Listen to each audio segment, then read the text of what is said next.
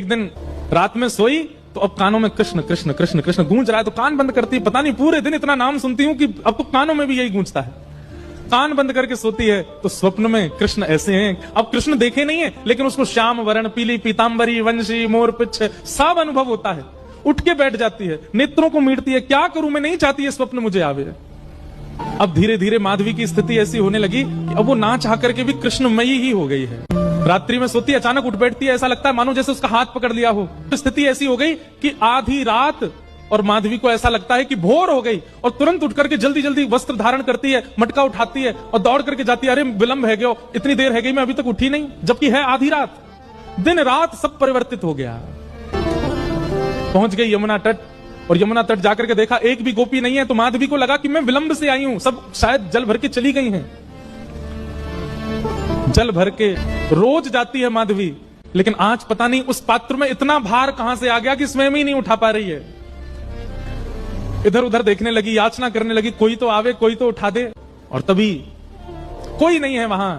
नंद नंदन श्याम सुंदर चलते हुए आ रहे हैं माधवी के पास। माधवी की मति घूम गई है, आधी रात ही आ गई, और तभी ठाकुर जी वहां पहुंच गए। पहले तो चाल देखी तो चाल पर मोहित हुई, फिर जब वक्ष देखा तो वक्ष पर, जब हाथ देखे तो हाथ की चलन पर मोहित हो गई, और मुख देखा तो भूल गई सुध बुध।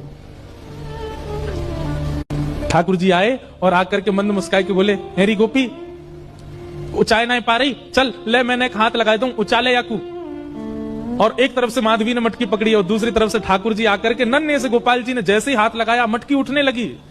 लेकिन मटकी पर नेक सहारा देते माधवी रख लेती, ऐसा नहीं।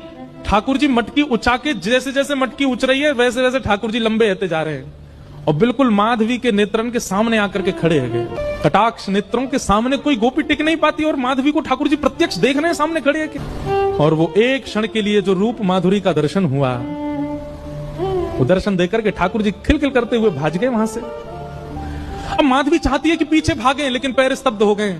माधवी चाहती है कि चिल्लाए कि रुक जाओ, पर बोल नहीं पा रही है। माधवी चाहती है कि इधर गए मैं नेत्र घुमा करके देख लूं, पर नेत्र घूम नहीं पा रहे। पूरा शरीर मानो जैसे एक स्थूल स्तब्ध एक मूर्तिमंत की तरह खड़ा हो गया। केवल नेत्रों से अश्रु गिर रहे हैं, कुछ नहीं कर पा रही, बेसुध है माधवी। वहीं खड़ी रही तब तक जब तक भोर में गोपियां जल भरने नहीं आ गईं।